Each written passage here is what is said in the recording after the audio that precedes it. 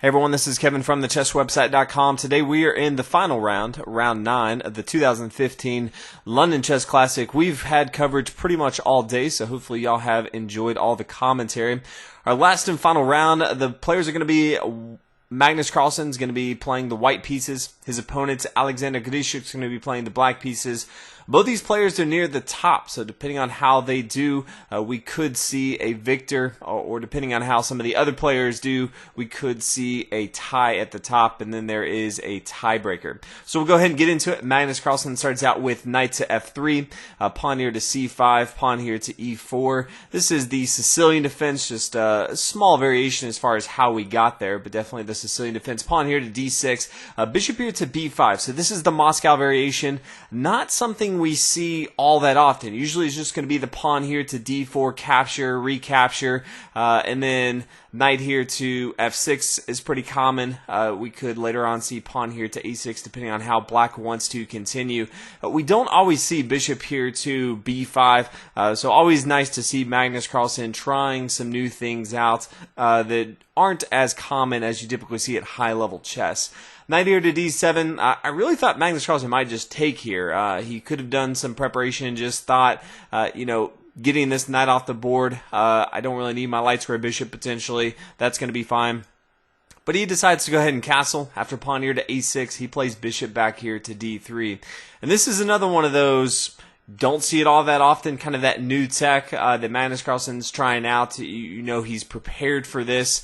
And so bishop to d3, kind of blocking this pawn here on d2 for the time being, which in essence also blocks the bishop here on c1. So we'll look to kind of do some work with that later. Knight here to f6, rook over here to e1, protecting this pawn right here. Pawn here to b5. So we have Grischuk looking to attack on the queen side, while Magnus Carlsen is going to start to put a lot of pressure on the king side. Pawn up here to c4. There's kind of two ways to kind of stop the pawn coming here to c4. We have pawn here to b3. We have pawn here to c4. c4 is probably the more aggressive of the two moves, and so he decides to go ahead and play pawn here to c4.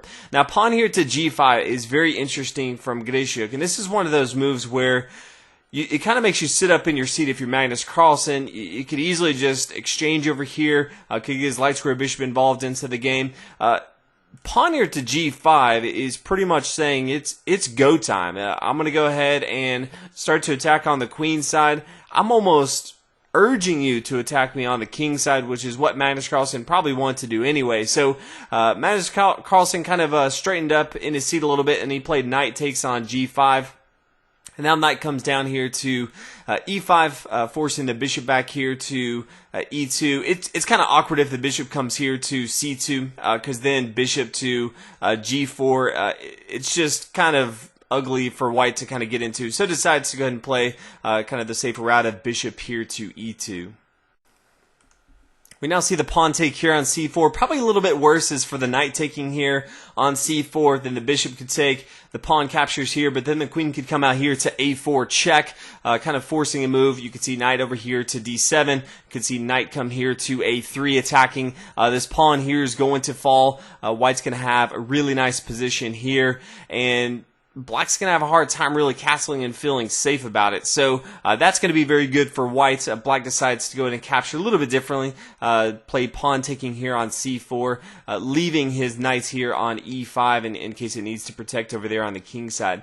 Knight here to c3, just continuing to develop for Magnus Carlsen. Rook over here to b8, attacking the semi-open file. You always want your rooks to be attacking or control of the semi-open files or the completely open files. They do a lot better if they can control more of the board. Rook over here to f1. This is one of those spots where I really wanted Magnus Carlsen to be super aggressive. He had the move pawn here to f4, forcing the knight to move. The knight could come down here to d3, kind of attacking here. You could see the bishop take, the pawn capture here. Now the queen come out here to a4, queen here to d7. Now the queen swings over here to c4, threatening this square here on f7 since the knight right here, nice little outpost move. A knight here on g5 is kind of protecting this. So after kind of a move here, you can see the queen take here on d3. It's an advanced situation that Magnus Carlsen can go into, but these pawns here on e4 and f4 just really allow him to put a lot of pressure on the king side. But after this pawn moves away, he can push forward with pawn here to d4, get his dark square bishop involved into the game. Later on, he could have a nice little outpost here on d5. I really like this. I was hoping that he did this, but in the game, he decided to go with a little bit safer move and played rook here to f1. We now see pawn here to h6, forcing the knight to move. Knight comes back here to f3. Now knight down here to d3. Knight here to e1. And Magnus Carlsen had a few options. He could have easily taken here with his bishop here on d3, and that would have been fine. Pawn recaptures. This is all fine. But instead decided to go ahead and play knight here to e1. And Grischuk decides to go for a little interesting move over here. Knight taking here on b2. Now after the bishop takes, the rook swings down here, and then the bishop takes here on c4. So allowing his opponent to kind of recapture and have a centralized bishop here on c4, controlling the square here on f7, which right now is kind of a weakness. The only square kind of touching it right now is the king here on e8. So interesting for me to allow Magnus Carlsen, one of the best attacking players in the world, to kind of have this position, but Grischuk didn't take too much time on that, and so he decided that was the path he wanted to take. Now rook up here to b4, attacking the bishop. Queen here to e2, defending that bishop, and now bishop to g7, getting ready to castle on the king side if he wants to. Knight up here to c2, forcing the rook back here to b6. b6, rook here to b1, threatening to just go ahead and exchange right here. And then castle on the king side. So Magnus Carlsen kind of has a game plan, and that game plan is go ahead and attack on the king side. His king is much safer. He has 3 pawns in front of it, but his opponent, Grischuk, he has only 2 pawns in front of it and this semi-open file right here on the g file. So Grischuk is going to be looking to kind of safeguard his king over here, probably h8 or h7, depending on what material is kind of left.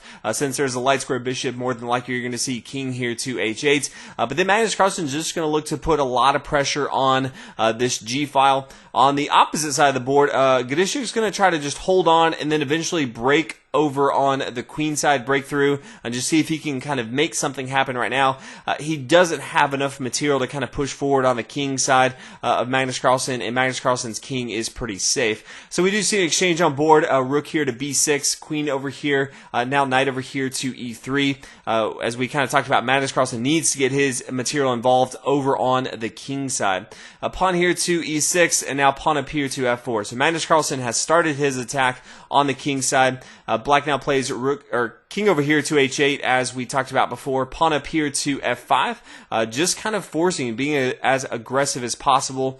Pawn here to a5, pawn here to a4. Magnus Carlsen is trying to kind of keep any pressure that black has over on the queen side. He doesn't want to commit too much material over here, but does want to go ahead and make sure that nothing crazy happens over here. Queen here to d8, pawn here to h3, looking to kind of push forward if he needs to. Also kind of stopping this knight here to g4, which later could be problematic if this knight is not here on e3. Grischuk now plays queen here to e7. We see bishop come out here to a6. Pretty interesting. Magnus Carlsen decided that his light square bishop wasn't doing too much after the pawn came here to e6, kind of blocking off this light square diagonal.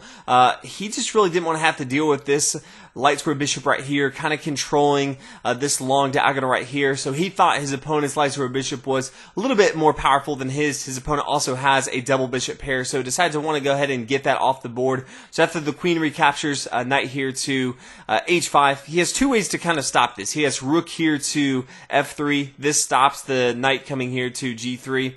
He also has knight to e2. I personally prefer knight to e2. Gets another piece over on this side of the board. Also, stops this knight here to g3 if he needs to, and then later on he can start to push up the board with knight to f4 if he wants to be pretty aggressive. But Magnus Carlsen decided to play rook here to f3. He had other ideas for this knight here on c3. After the rook comes over here to g8, trying to make sure that white does not super control this semi-open file right here. Magnus Carlsen continues with knight to b5. So Magnus Carlsen looking to have this outpost here on b5 and somewhat control a little bit of the queen side. He found a kink in the armor with this pawn here on d6, so he has both his knight and his queen both attacking this pawn. So instead of just throwing everything at the king side, since Grischuk is kind of focused all his material now on just defending the king side instead of really pushing forward with an advantage on the queen side, Magnus Carlsen has found a small little kink in the armor. We now see bishop here to e5, trying to defend this pawn here on d6, knight up here to g4, threatening this bishop, putting all the pressure, recognizing that he has a small advantage right now. A queen here to h4. We now see an exchange off the board, and now the knight takes here on e5. After that takes, now the queen comes over here to e6. So Magnus Carlsen's been setting this up for a while. He now has a very active queen on board. He can look to take here on e5, check. His knight, he does need to get this involved into the board, but he has a fairly safe queen, or king, excuse me, here on g1, and a very active queen. So looking to really push forward and take control of this game. He does have one extra pawn on board, so Grischuk kind of has his back against the wall, and he needs to figure out how he can go ahead and turn this into maybe a draw, or if Magnus Carlsen makes a mistake, turn this into a victory. Now from here, Grischuk really needs to play queen to g5. It's the one kind of move that allows him to continue to put pressure. We have queen, threat here, queen here to g2. Stops a lot of the threats. Queen here to e5, as we discussed before. Instead, he plays queen here to e1. So check. Now king up here to h2. Rook down here to g2, sacrifice. Now the king captures, and then he plays queen here to d2. Now after he plays, the rook down here, sacrifice. From here, he really needs to play queen here to e2, because after the king comes here to g1, now he can get that material back. Queen here to f3, capture the rook. He can now bring his knight involved into the game. It's going to be difficult for him to checkmate, but at least it allows him to kind of dance around. It's going to be just a pain for Magnus Carlsen to have to deal with all of these queen checks over and over again. So that's kind of the route he should have gone in the game. He played queen here to d2, but it's actually very easy for Magnus Carlsen to defend against this. He just plays king here to g1, make sure his king is out of range of any checks, shenanigans that black has, bringing his knight down here to g3. Now the queen's going to come here to e1, rook here to f1. Queen up here trying to attack, but eventually after the king comes here to g2, there's no more checks, and there's no real way for Grischuk to continue to attack right here. So after this move, we see Grischuk resign in this position, and Magnus Carlsen wins the game. Before, I've had people ask, how could this game continue? Grischuk could have tried knight here to f4. From here, we could see the rook capture after the pawn captures here. Queen over here to h6, check. We could see king here to g8, now just gobbling up all this material. You can see that black is really far behind in material. Queen up here to e2, and kind of just march up the board. It's going to be very easy for Magnus Carlsen to avoid kind of a continuous check and a draw. So the king kind of dance around, but the king's just going to start pushing forward on this g-file, and then he can get his queen involved to have an easy checkmate. He can even push his pawns up the board if he needs to for additional horsepower. But all in all, there's nothing Grischuk can kind of do, so he decides to resign. What was kind of interesting in this tournament after Magnus Carlsen won this, we had a three-way tie at the top. Magnus Carlsen really needed a victory in the London Chess Classic to go ahead and win the entire Grand Chess Tour. And in the first round of kind of tiebreakers, we had Maxime Vachidegrad, and he played Anish Giri. He won in a 3-game match, so Maxime played Magnus Carlsen in the finals of the tiebreaker. Magnus Carlsen went on to win that 1.5 points to 0.5 a point. He won one of the matches and tied the other one. So Magnus Carlsen, with this victory of the tournament, ended up winning the entire Grand Chess Tour because of everyone else that was above him kind of faltered. You had Topalov had just had a horrible tournament. You had Levon Aronian didn't play as well as he probably could have, and then you had Nakamura, who was in second place behind Topalov, but then two key losses earlier in the tournament kind of doomed his fate. So all in all, Magnus Carlsen at the last hour both won the London Chess Classic and went on to win the Grand Chess Tour in the first inaugural year. So congratulations to him, the world champion, just going out there and dominating like he always does. So hopefully you guys enjoyed this tournament. One of the best tournaments we've had all year. So if you haven't watched all the coverage from all the different rounds, I posted some on YouTube, the rest on the website. Make sure you check those out at thechesswebsite.com. There's a featured section for recent uploads. You can check it out there. But hopefully you guys enjoyed this match and the rest of the tournament, and I'll see you guys in the next one. Thanks for watching.